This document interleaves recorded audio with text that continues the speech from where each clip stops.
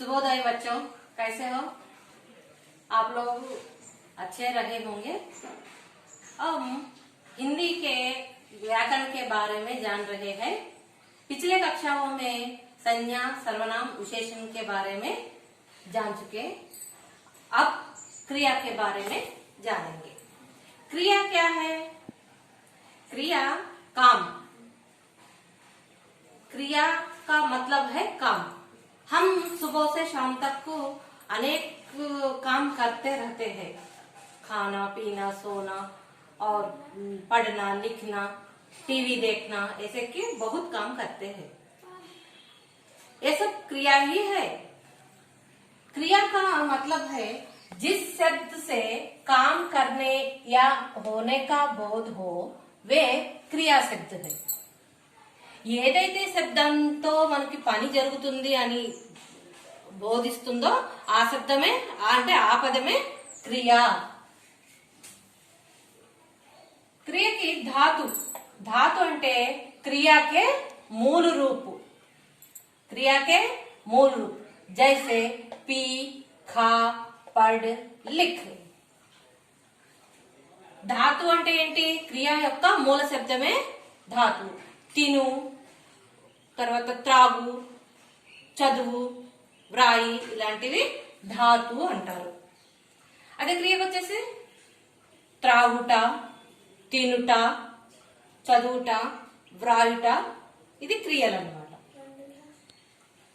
क्रिया क्रिया के कितने भेद है? क्रिया के दो भेद है, आकर्मक क्रिया और दूसरा सकर्मक क्रिया. पहला अकर्मक क्रिया, दूसरा सकर्मक क्रिया. अकर्मक क्रिया के मतलब क्या है? जहां कर्ता के व्यापार का फल कर्ता पर पड़ता है.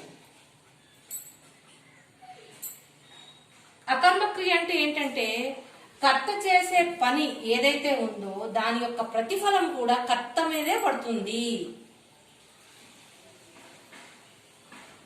రాజు సోతా హై. రాజు నిద్రపోతున్నాడు. ఆయన చేసే పని దేని మీద ప్రభావం చూపింది? రాజు పైనే ప్రభావం చూపింది. అంటే రాజే నిద్రపోతున్నాడు, ఇంకా అక్కడ కర్మ అనేది లేదు. అకర్మ క్రియలో కర్మ అనేది ఉండదు. కర్త చేసే ప్రతి పని కూడా ఆ ఫలం ప్రతిఫలం కర్త మీదే పడుతుంది. ఇది చూడండి ఉదాహరణ. ఉట్న, చలన, రోనా, ధౌన, హంసన ఇవన్నీ కూడా మనం చేస్తే మన మీదే ప్రభావం చూపిస్తాయి. అంతే కదా. ఉట్న రాజు ఉఠ, రాజు లేచాడు. రాజు చల్తా హై, రాజు నడుస్తున్నాడు. రాజు రోతా హై, ఆ రోతా హై అంటే ఏడుస్తున్నాడు. అతను చేసే పని మీద ప్రతిఫలం అతని మీదే పడుతుంది. దౌడతా హై, హస్తా హై ఇవన్నీ కూడా కర్త చేస్తే ప్రతిఫలం కూడా కర్త మీదే పడుతుంది. ఇంకా సకర్మ క్రియ. సకర్మ క్రియ అంటే దీంట్లో కర్మ ఉంటుంది. సకర్మ క్రియలో కర్మ అనేది ఉంటుంది. జహా కర్తా కే వ్యాపార్ కా ఫల్ కర్మ పర్ పడతా హై. ఇక్కడ కర్త చేసే ప్రతి ఒక్క వర్క్ యొక్క ప్రతిఫలం అనేది కర్మ మీద పడుతుంది. అంటే సకర్మ క్రియలో కర్మ ఉండదు, తర్వాత అకర్మ క్రియలో కర్మ ఉండదు, సకర్మ క్రియలో కర్మ ఉంటుంది. ఉదాహరణ చూడండి. పढ़ना, लिखना, खाना, पीना. పढ़ना రాజు కితాబ్ పడతా హై. రాజు ఏం చేస్తున్నాడు? పుస్తకం చదువుతున్నాడు. అంటే రాజు చదువు అనే ఒక క్రియ యొక్క ప్రతిఫలం ఎక్కడ పడుతుంది? పుస్తకం మీద పడుతుంది. రాజు నోట్స్ లిఖతా హై. రాజు నోట్స్ రాస్తున్నాడు. అంటే ఆయన చేసే ప్రతిఫలం నోట్స్ మీద పడుతుంది. రాజు రోటీ ఖాతా హై. రాజు తింటున్నాడు. ఏం తిన్నాడు? రోటీ. అంటే తను యొక్క చేసే పని యొక్క ప్రతిఫలం దేని మీద పడుతుంది? కర్మ అయిన రోటీ మీద పడుతుంది. రాజు జ్యూస్ పీతా హై, షర్బత్ పీతా హై. ఇదని కర్మ ఏంటి? షర్బత్, జ్యూస్ లాంటివి అన్నమాట. అంటే సకర్మ క్రియ అంటే కర్మ ఉంటుంది, కర్త చేసే పని కర్మ మీద పడుతుంది. అకర్మ క్రియ అంటే కర్త చేసే పని కర్త మీదే పడుతుంది, తర్వాత కర్మ అనేది అకర్మ క్రియలో ఉండదు. పిల్లలు అర్థమైపోయింది కదా. క్రియ దో ప్రకార్ హై. అసలు క్రియ అంటే ఏంటి? काम. काम जिस शब्द से काम होने का भावना होती है उस शब्द को क्रिया कहते हैं। और क्रिया दो भेद है, अकर्मक सकर्मक। अकर्मक में कर्म नहीं रहता है, सकर्मक में कर्म रहता है। अकर्मक में कर्ता का प्रतिफल कर्ता पर ही पड़ता है, सकर्मक में कर्ता का प्रतिफल कर्म पर पड़ता है।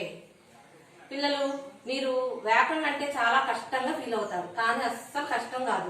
మన ఉదయం నుంచి సాయంత్రం వరకు మన కంటి ముందు కనిపించేవి, మనం మాట్లాడే దీంట్లోనే మీరు చూడండి, మన సంజ్ఞ గురించి తెలుసుకున్నాం. సంజ్ఞ అంటే ఏంటి? ఒక వ్యక్తి, ఒక వస్తువు, ఒక స్థానం. ఈ పేర్లన్నీ కూడా సంజ్ఞ కిందే వస్తాయి. మరి సర్వనామం అంటే ఏంటి? సంజ్ఞకి బదులుగా ఏదైతే వాడతామో అది సర్వనామం.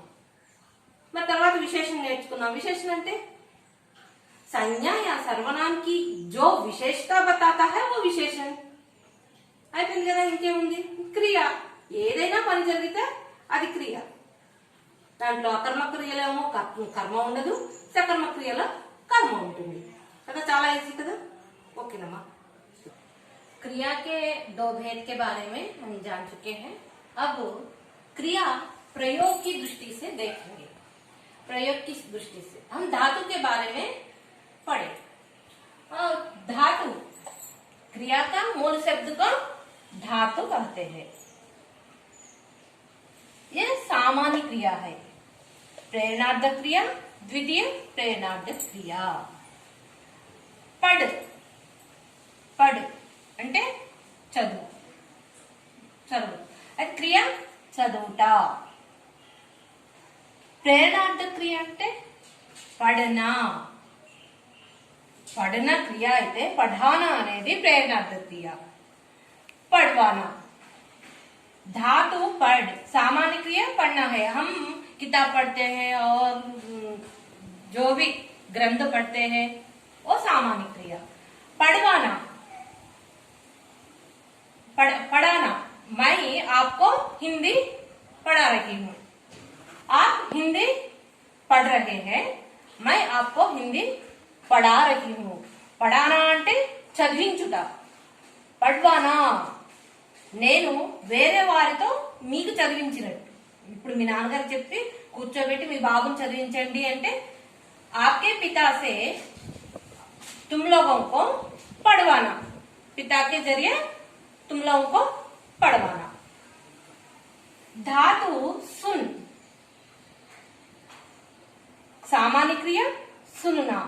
प्रेरणार्थक क्रिया सुनाना. द्वितीय प्रेरणार्थक क्रिया सुनवाना. लिख, धातु అంటే ఇక్కడ లిఖ్. లిఖ్ అంటే వ్రాయి. లిఖనా వ్రాయుట. లిఖానా అంటే వ్రాయించుట. లిఖవానా అంటే వేరే వారి చేత రాయించుట. అంటే వేరే వారితో పని చేపిస్తుంటే ఇక్కడ లిఖ్వానా. వేరే వారితో రాయించామనుకోండి అది లిఖ్వానా. పీ త్రాగు. పీనా త్రాగుట. పిలానా త్రాగించుట. పిల్వానా వేరే వారితో తాగించుట. ఇక్కడ ఉదాహరణ చెప్తాను మీకు అర్థం కాకపోతే. పీ అంటే త్రాగుట. పీనా బచ్చా दूध पीता है. అది सामान्य क्रिया. प्रेरणार्थक ఏంటి? पिलाना. माँ बच्चे को दूध पिलाती है అంటే అమ్మ వాళ్ళ బాబుకి పాలు త్రాగిస్తున్నది. మా ఇక్కడ చూడండి ద్వితీయ ప్రేరణార్థక క్రియ అంటే మా बच्चे को नौकर से दूध पिलवाती है అంటే అక్కడ వాళ్ళమ్మ బాబుకి నౌకరి చేత పాలు తాగిస్తుంది. ఇక్కడేంటి? బాబు పాలు తాగుతున్నాడు బాలుడు. ఇక్కడేమో తల్లి బాలుడికి పాలు తాపిస్తున్నది. తర్వాత ఇక్కడ తల్లి నౌకరి చేత ఆ బాలుడికి పాలు తాపిస్తున్నది, తాగిస్తుంది, పట్టిస్తున్నది అని అర్థం. ఇక్కడ మీకు అర్థమైందమ్మా? धातु అంటే क्रिया के मूल रूप को धातु कहते हैं और ये सामान्य क्रिया है। प्रेरणार्थक क्रिया के तो हमको जिस जो आदमी हम काम कराता है उसे सामान्य क्रिया का प्रेरणार्थक क्रिया कहते। द्वितीय प्रेरणार्थक क्रिया के मतलब दूसरों से करवाना। अब टापी మేస్త్రి रहता है और वहाँ के కూలిలో से काम करवाता है, పని చేపిస్తున్నాడు। ఇప్పుడు అతను పని చేపించటం నౌకర్ల చేత పని చేపించేలా చేయటం కదా। ఇది సామాన్య క్రియ అంటే మనం చేస్తున్నది, ఈ ప్రేరణార్థక క్రియ అంటే ఒకళ్ళు చేపిస్తున్నది, ద్వితీయ ప్రేరణార్థక అంటే ఒకళ్ళ చేత ఇంకొకళ్ళు పని చేపించటము అని అర్థం అదేనమ్మా। పడ్ చదవటం, పడనా మీరు చదువుతున్నారు, పడహానా నేను మిమ్మల్ని చదివిస్తున్నాను, పడవానా నేను మీ అమ్మానాన్నతో సహాయంతో మిమ్మల్ని చదివిస్తున్నాను అలాగా। పడ్, పడనా, పढ़ाना, पढ़वाना। धातु सुन, सामान्य क्रिया सुनना, प्रेरणार्थक क्रिया सुनाना, द्वितीय प्रेरणार्थक सुनवाना। लिख, धातु लिख है, सामान्य क्रिया लिखना और प्रेरणार्थक क्रिया लिखाना, द्वितीय प्रेरणार्थक क्रिया लिखवाना। చేత రాపిస్తున్నాడు। లిఖ్ అంటే రాయు, లిఖనా అంటే రాయుట, నువ్వు రాస్తున్నావు। లిఖానా నేను మీ చేత వర్క్ రాయిస్తున్నాను। అయితే లిఖవానా నువ్వేం చేస్తున్నావు, రాయకుండా నీ తమ్ముడి చేత। टीचर कहने पर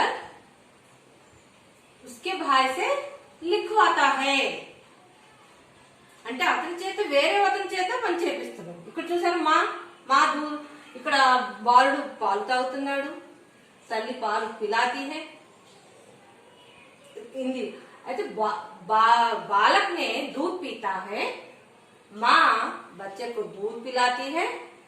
द्वितीय प्रेरणार्थक लो माँ बच्चे को दूध नौकर से पिलवाती है, नौकर చేత తాపిస్తున్నది। ఇంతేనమ్మా క్రియ। ఓకేనమ్మా అర్థమైంది అనుకుంటున్నాను। హిందీ మీరు రోజు మాట్లాడుతుంటే ఇంకా తెలుగులో కూడా మీరు చెప్పాల్సి వస్తుంది। హిందీలో మీరు రోజు మాట్లాడుతున్న హిందీ భాషను ఏదైతే వింటున్నారో మీరు వింటే చక్కగా